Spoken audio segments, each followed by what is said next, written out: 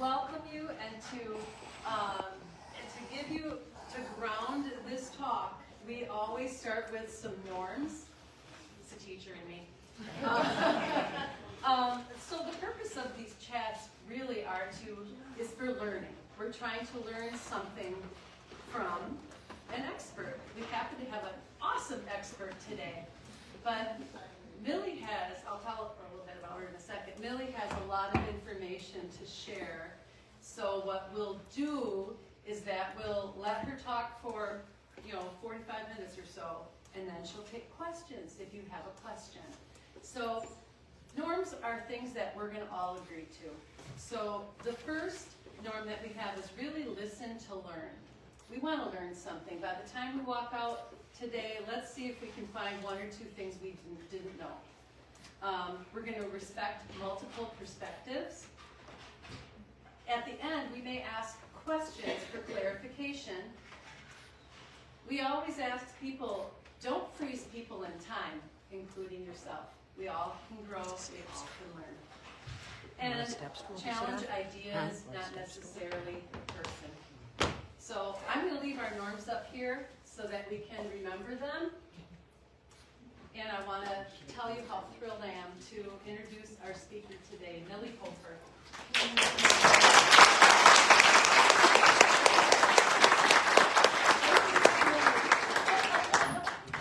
Guten Morgen.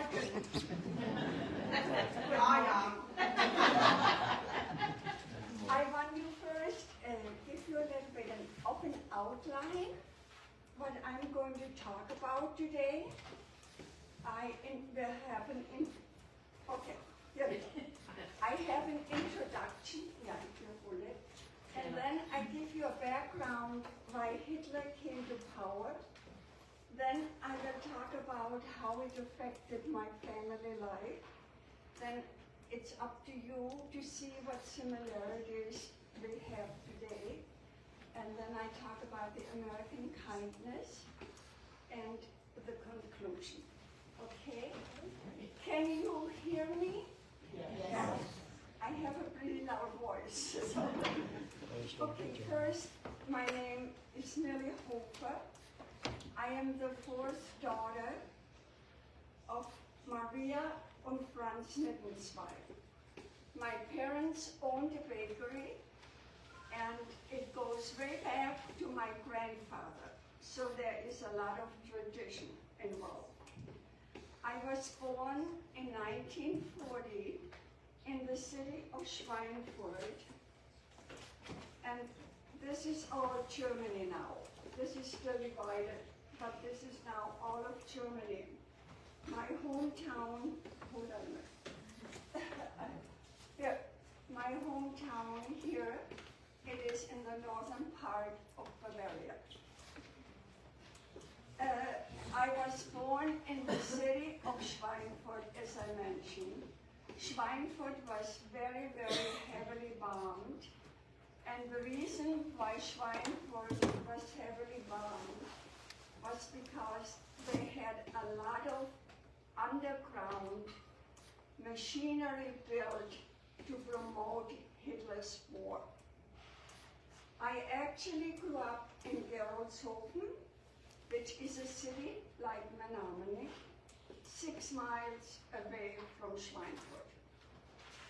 My sister Irmgard, who is 91 years old, she is very, very alert.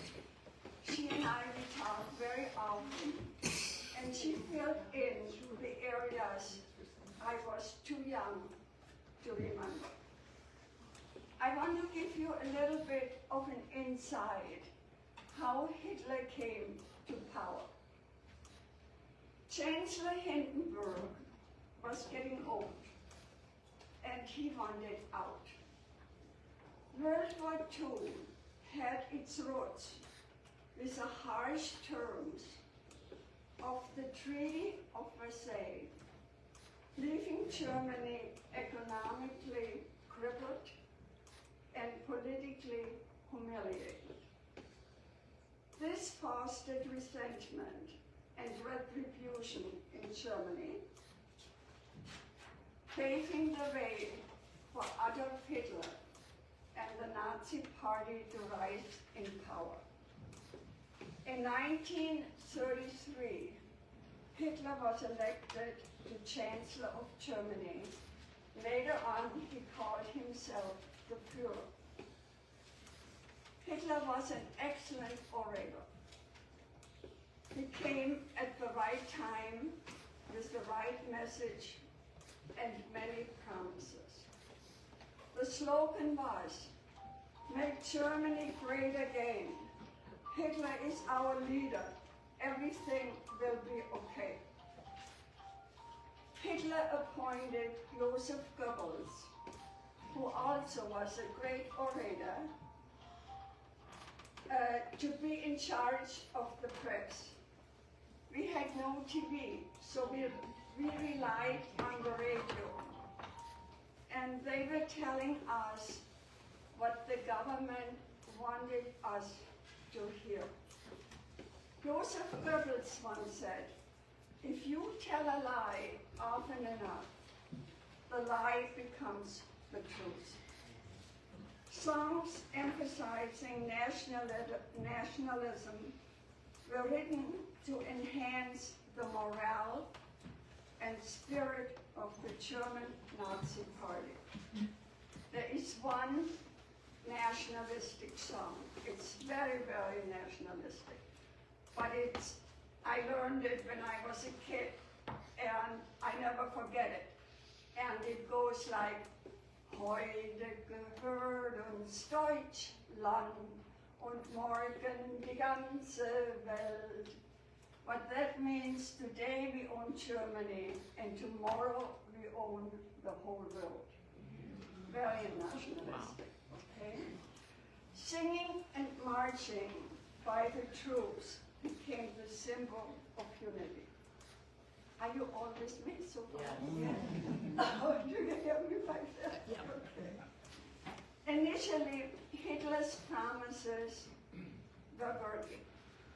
He built the Autobahn, which provided jobs. He built factories to produce weapons for his war. And however many of the other promises did not come through. Hitler started to use fear to maintain the support of the German people. He promoted aggressive policies, and by 1939, he annexed Austria and part of Czechoslovakia. He gave more power to the SS and to the Gestapo.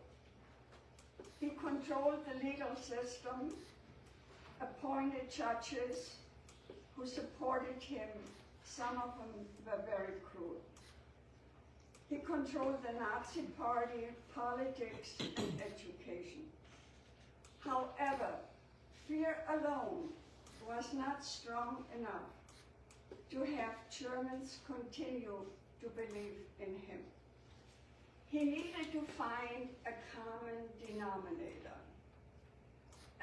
He needed to find something which would unite him and the German people. He used whatever he could find. He picked on the Jewish people. The Jewish population living in Germany lived in their own culture. They had their own holidays, they had their own schools, and they really didn't integrate that much with the Germans. So they separated themselves out to a point where the Germans looked at them as they're not Germans, you know. Okay. My sister had a playmate who was Jewish, which was not very common. Many of the Jewish citizens were bankers, business people, and lawyers. Hitler needed to build his weaponry, and he wanted money from the Jewish bankers. the Jewish bankers were very reluctant to give him the money. Therefore, he got even with the Jewish people, and he said they're the enemy of Germany. And that was, the German people were told that over and over. The Jewish people are the enemies of your country. My sister went to play with her friend at the Jewish house one time. And she went there, and the girlfriend was not there. The house had no more furniture. It was very empty. So the neighbors told her that the Jewish family was taken to the working camp. German people did really not know, and I know that from my family. They did not know what was going on at the Arbeitslager, but it was the Arbeitscamp. In actuality, it was Auschwitz. Books written by Jewish authors were burned. Not only Jewish people were taken to Auschwitz and Buchenwald. Priests, nuns, everyone who spoke against Hitler and the government. I went to Buchenwald.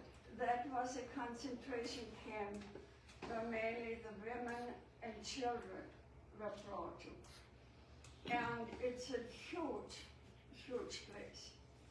And on the walls are the pictures of the children and the mothers and females. And I sat there for 2 hours and just wondered, how so much brutality can take place. It was really a very inside experience for me. Anyone who spoke up was taken by the Gestapo. Hitler's message to the German citizen became more and more nationalistic. Soldiers were told killing for the fatherland is an honor. Germany became a fascist government. In the history books, there are 3 fascists. Hitler from Germany, Mussolini from Italy, and Franco from Spain. I want to read you the definition of see, this is my problem. Sometimes I don't pronounce it right. Fascism, okay? A fascist government is defined as a far right, authoritarian political system characterized by dictatorial power, extreme nationalism, and the suppression of political opposition. It often features one-party totalitarian regime led by a charismatic leader, glorification of violence, and a strong emphasis on national pride and racial superiority. Fascism opposes democratic liberalism and other political philosophies, promoting a centralized autocratic government. Hitler focused on the Germanic race, tall, blonde, blue eyes. He was short and dark, so it didn't make much sense. Okay, now growing up and going to my family, okay? The Gestapo monitored our streets. People were afraid to say anything, how they feel about the government. Nobody talked about it. However, my grandfather, my opa, my idol, so to speak, mentioned to someone that Hitler is a manic. On the same day, the Gestapo came to our house. took him to City Hall. Thankfully, the mayor of my town was a good friend of my opa, and my opa was released, and he could come back home. It was very happy family, I would say. In 1942, my father was drafted at the age of 42 years to go to war. My sister told me she hung on to his legs, crying, "Papa, Papa, do not go." But he had to go. In 1945, my father was captured by the Russians and placed into a Russian prison camp. The Russian prison camps were very brutal, and very few escaped from them. My father had one gift.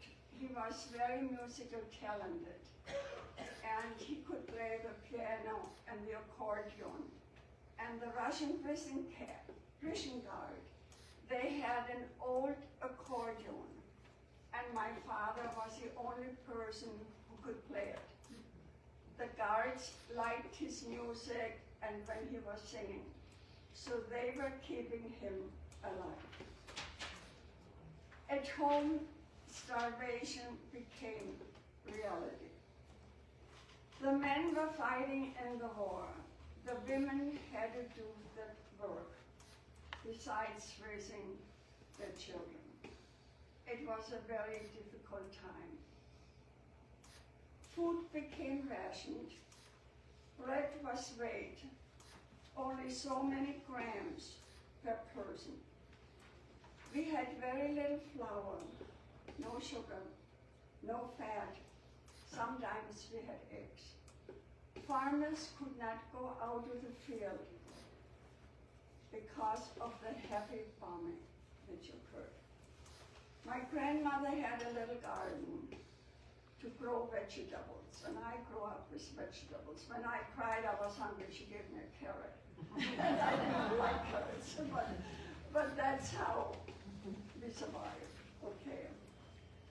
What I remember most, we all shared. No one had more than the other.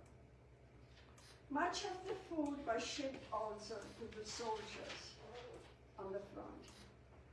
My opa and older men, they were running the bakery.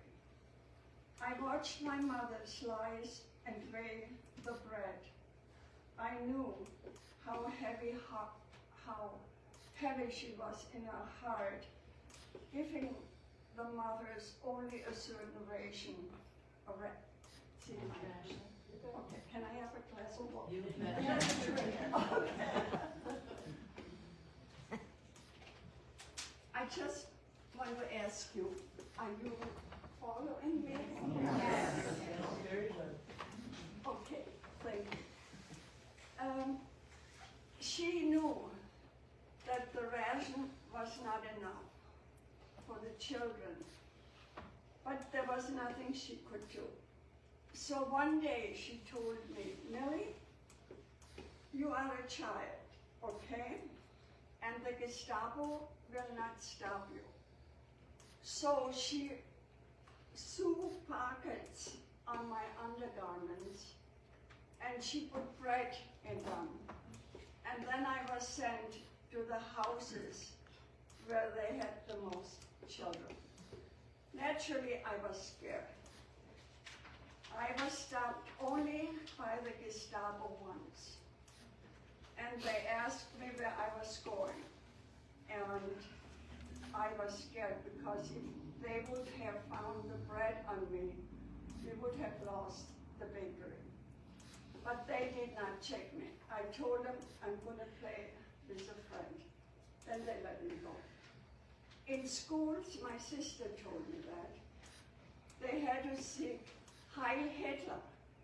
Every morning, the first thing they came to school, they had to say Heil Hitler. And if the arm was not high enough, they were punished with a ruler. Hitler got that Heil Hitler from the Romans, Hail Caesar. I remember also on another occasion, my mother said we have to go to the farm to get some eggs. And the farm was about 2 miles from my hometown.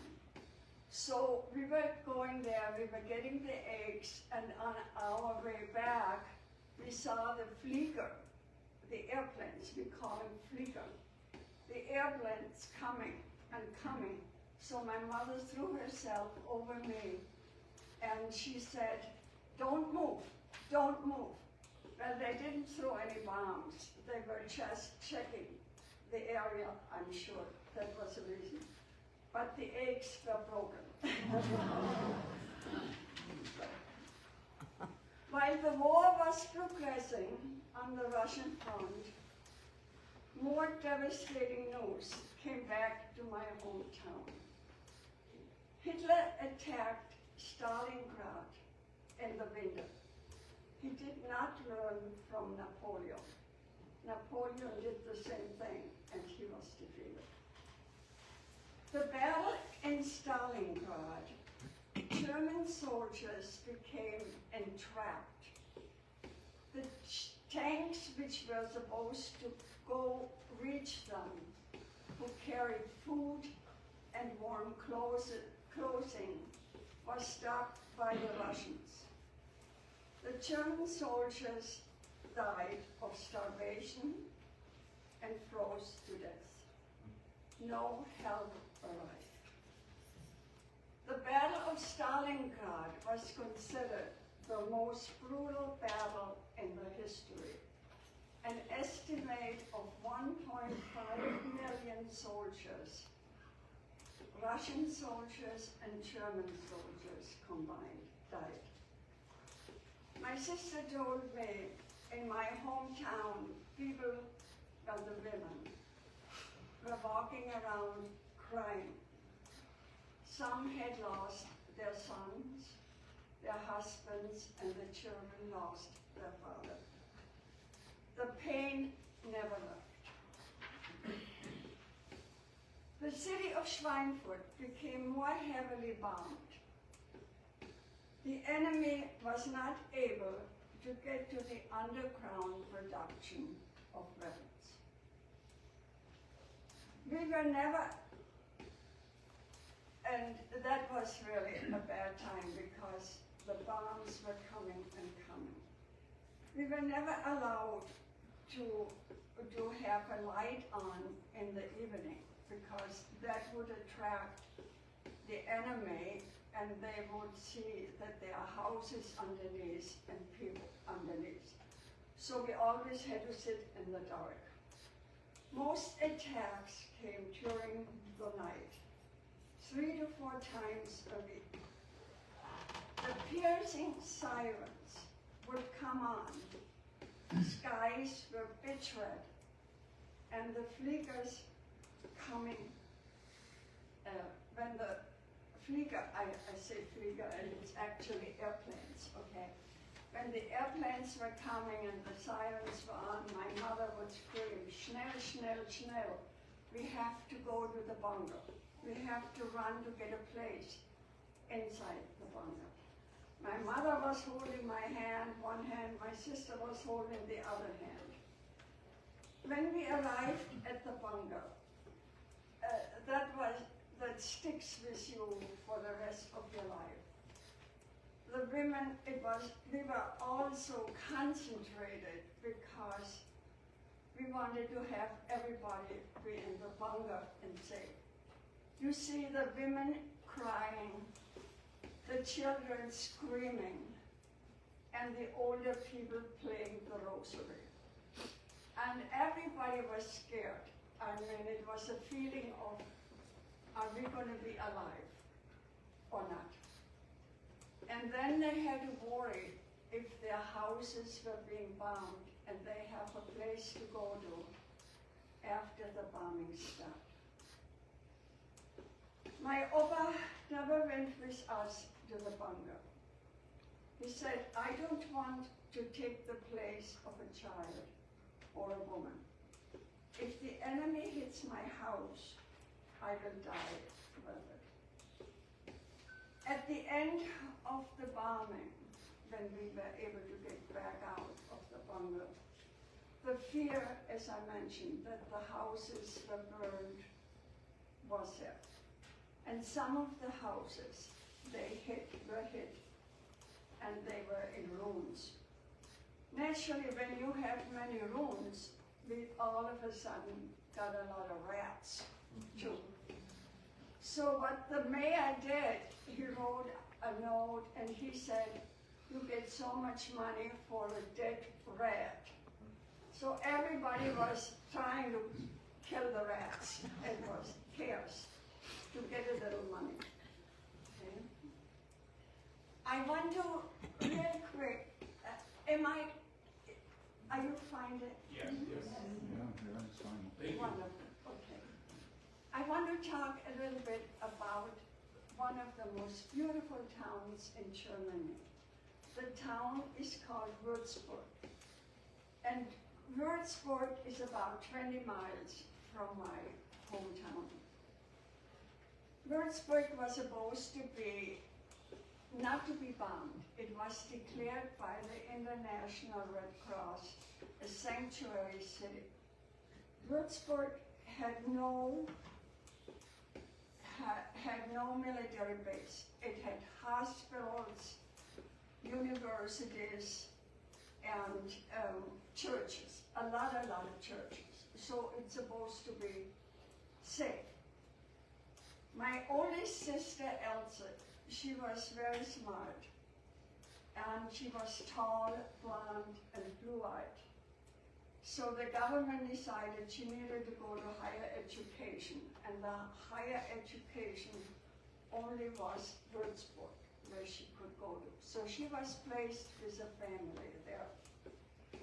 And she said, when the bomb, all of a sudden, the Würzburg was being bombed. And what they used were firebombs. And she said it was just like a Christmas tree coming down with all the lights on it. And Würzburg had no bunkers because they were declared a city not to be bombed. And the houses were not built to be fireproof. The city was bombed. 35,000 people burned to death. My sister was there. The English apologized for bombing Würzburg. They said, by mistake. My older sister, Rosemary, she came down with acute open tuberculosis. Tuberculosis was hitting my hometown. Several young teenagers died. In my neighborhood, there was a family. They had only one child, a daughter, 16 years old.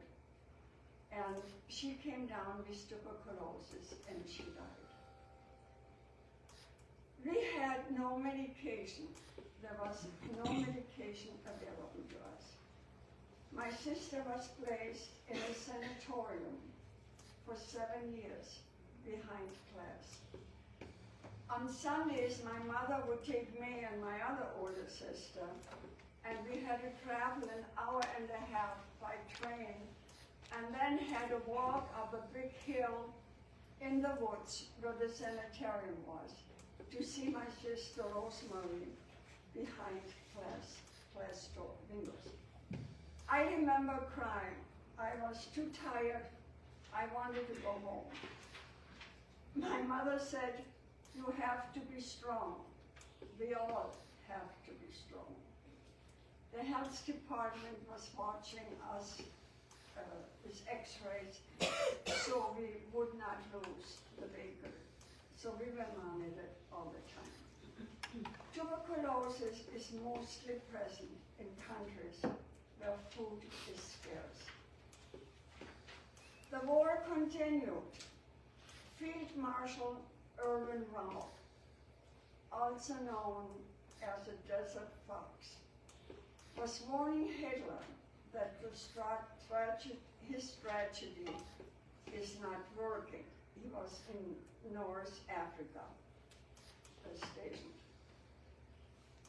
Too many soldiers are being killed. Rommel became the victim of forced suicide. Hitler needed more soldiers for his war. The focus was now to draft the 17 and 18-year-olds. There was a farmer close to my hometown. He had two sons, 17, 18, very attractive sons, tall, blonde, blue-eyed, the race, we wanted to say. And the Gestapo came to their home and they said, you have two choices. Either the boys join the SS or they have to go to war on the front. Well, they did not choose the SS. They rather went to war, and they never came back. And that was very sad. At home, Hitler selected brutal judges to deal with the growing resistance. Germans became aware that Hitler's promises, make Germany great again, did not come true. The war was being lost. Okay.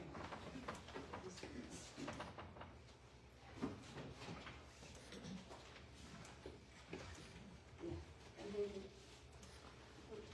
can you see it then? A group called the White Rose, and also they were called the Faces of Friendship, was formed. They became the symbol of an action in which students from the University of Munich called for resistance against the dictator Hitler. They handed out leaflets trying to make the Germans aware that Hitler is destroying their fatherland. In the leaflet, I read the leaflet, it's only in German. It said, Germans stand up, save our soldiers on the front. They paid with their lives by falling into the hand of the Gestapo. I don't know. Can you see that? Okay, I just want to know. Here. Crystal, yeah. Here, I'll hold it for you, and I'll go back here. Yeah. Christoph Braus, he was a physician. His wife was in the bed, giving birth to their third child. Sophie and Hans, they were sister and brother. Willy Graf was a medical student. Kurt Huber was a professor, and Schroll, he was a medical student. Okay? And they stood up for the right to freedom for each human. They didn't want to achieve great things. They only wanted to be humans like you and I. They are my heroes. I brought this is why I brought the pictures of them with me. They deserve to be remembered. They went to trial under a judge. The judge was called Friesler in German and Freisler in English. Okay. The judge, those three were first tried. At 9 o'clock in the morning, they were found guilty of treason. At 3 o'clock, on the same day, they were beheaded. The parents of Sophie and Hans Scholz were at the trial, and the father spoke out because he said, my children did not get a fair trial. They had no defense at all. It didn't matter. They were found guilty, and the three were executed on the same day at 3 o'clock. You can imagine the parents being on trial. The father was kicked out. He could not see his daughter again, his daughter and son again. Christopher Scholz and Dr. Gruber, they were charged with treason a couple weeks later, and they were also beheaded. I followed them every time I go to Germany. I go either to a museum or somewhere to find more about him. Professor Kurt Gruber, can you see him? Yeah. Professor Kurt Gruber wrote, "Nothing is more degrading without resistance to allow a ruthless government to continue. Every honest German is embarrassed about our regime. The amount of shame will fall on our children." And the shame fell on me, my generation. I was called a Nazi and okay. The amount of shame will fall on our children. The blindness will fall from our eyes, and we see the brutal action which will come to the service. Sophie's has a bust into the Valhalla. Yeah, this is the building in Regensburg in Germany. Very, very interesting to go to. I was there, and I stood under the bust of Sophie Scholz. I was so proud to do that. Okay. Underneath her bust, it says, "In memory to all who stood up against brutality, terror, and force." Now, I want to talk a little bit, hold on a minute, yeah. Even so, the war ended in 1945, in the September, the war ended. However, that more pain was to come. And I am not going into that too deep because that will take so much time again.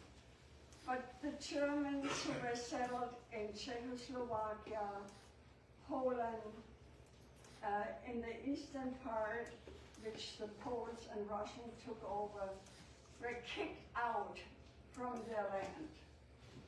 And there was big revenge. The Germans had farms there, they had their own schools in that country, and they were very successful. So they were always the focus of envy. And so when the war ended, they had finally the chance to kick them all out. And there is a book. This person who wrote the book, he was 10 years old and it happened to him. And he listed in here the brutality, what happened against the Germans. Well, the Germans were brutal too, so both sides, okay? They threw babies in the river and watched them, how long it would take before they drowned. This is all in the book. He goes in details about the atrocities which happened to those people. Well, the trains came to my hometown, and I remember my friends, we went to the hometown, and we wanted to see what was going on. There were loads of women, children, and old people. They came, they had nothing except what to carry. They came by the loads. Some of our houses were bombed. So where do you put all those people? So city officials in my hometown, I remember that very well, went from house to house and looked if there was space available to take a mother and her children in. In my house, we had the bakers, the old man who lived there, all of them. So there was not the room, but the house across the street from me had an attic. There was a woman, 2 children, an aunt, and a grandma. They were all put into that space. And so the Germans who had to take families in, naturally, in my hometown, they didn't want it that either. Because you can imagine, all of a sudden a family is moving in your house. And, you know, so there was a lot of tension. But I have one thing I want to tell you, and it just shows how far humanity can go. The family who came across the street from my house, the oldest daughter was my age, and she went to the school with me. And one day at the school, we had recess and we were playing, and she was sitting in the chair and putting her head down. She was just isolating herself. And I saw that, and I went up to her, and I said, her name was Lotte, I never forget that. I reached her my hand, and I said, come play with us. And she said, I'm so scared, I am not wanted. And I said, you are wanted. And she joined us in the play. She became my best friend. She died 2 years ago. And one of the things she told me, she said, Millie, she said, I never forget, I was sitting on the chair in the playground, and I was so scared and afraid because I knew we weren't wanted here. And there is somebody coming up, giving me the hand, and I looked up, and there was my classmate, with blonde hair, blue eyes, you know. And she said, I looked up, and this is what I saw. And she said, I will never forget that. So there's always room to reach out, okay? Now, I'm coming to the American kindness, okay? When the Americans came, when the war was over, and the Americans came into my hometown, the first thing they did, they had all our young kids in my hometown.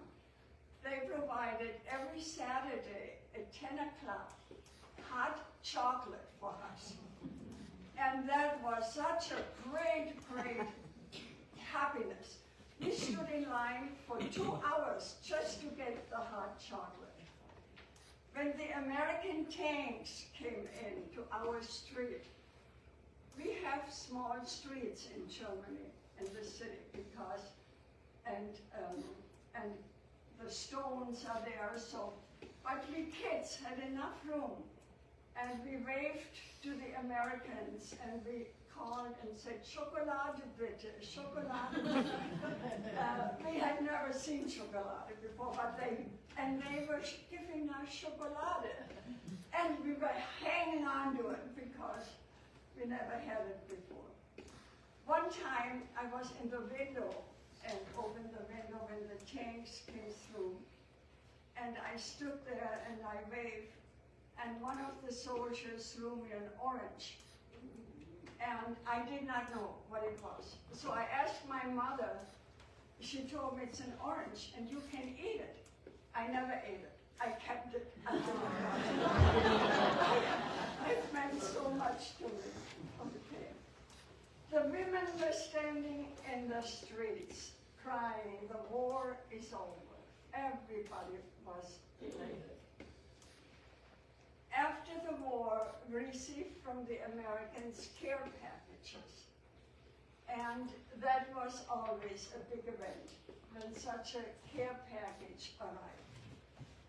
In the care package, usually there was coffee, which we did not have, and all kinds of chocolate and all kinds of socks. I think I remember one package in socks. And all kinds of things we never have had, okay? So I'm going to have to tell you a story, and I hope you take it in the good way, okay? When we got a care package, and there was a can of coffee in it, the neighbors all came to enjoy the coffee we were drinking.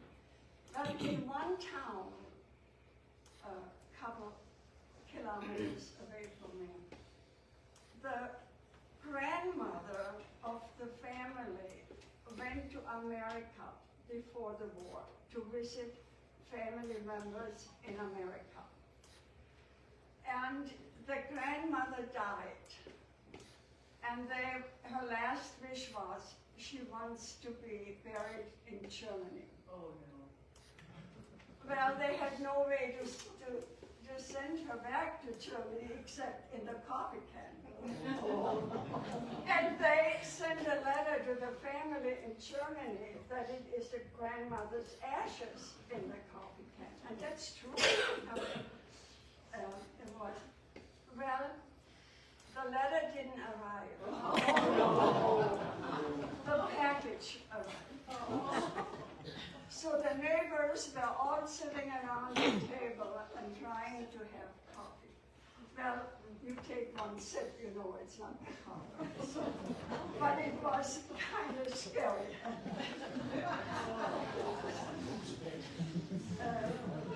Then in the newspaper it said, they drank the grandmother.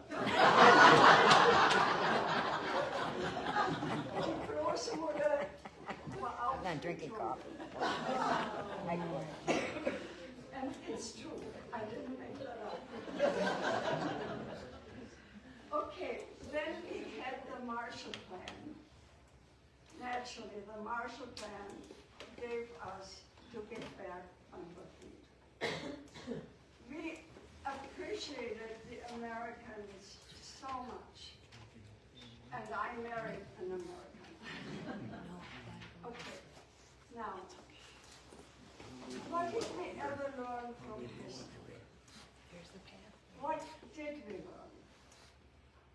A healthy democracy needs citizens to think.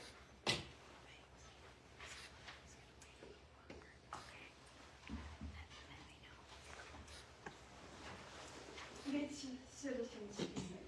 Okay. Now I want to point out to you, if you find any similarities, okay. The Gestapo was controlling the streets. We have ICE controlling the streets. Lies were being told. Vilifying news channels who question the government. Only Goebbels was allowed to give us the news. Fear, creating enemies within the country.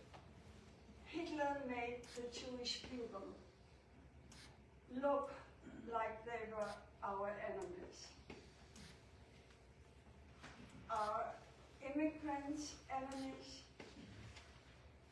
Jewish people were taken to Auschwitz, experience total atrocity. Immigrants were taken to El Salvador.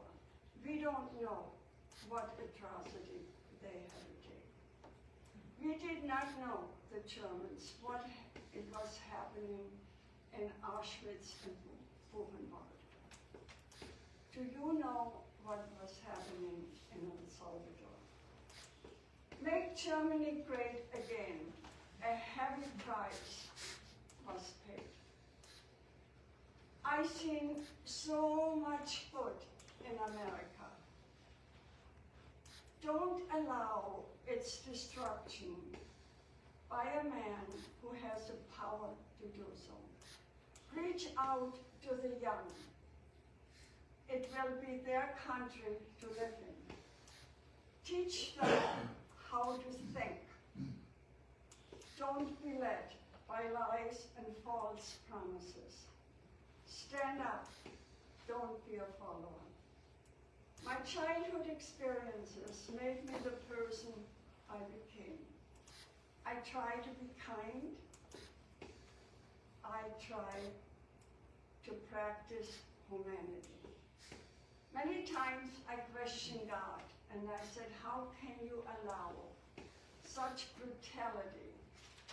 And then I thanked him because he brought my father came back.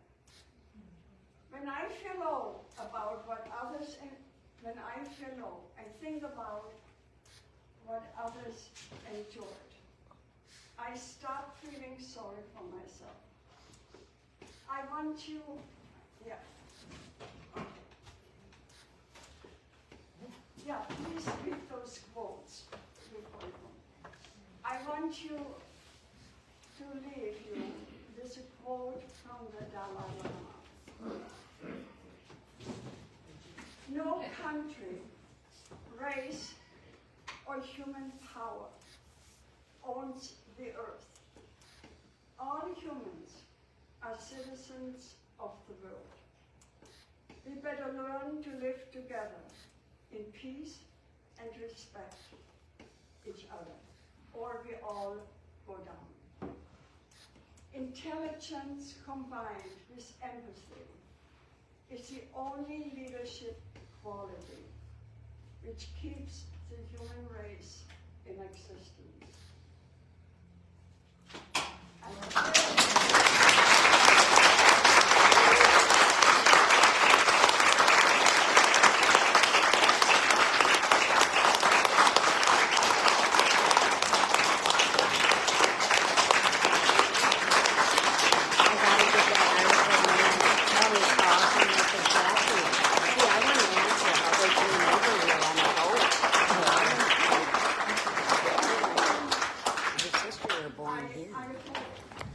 You know what I mean? Not the best, Germany. Thank you very much. If anyone has a question for Millie,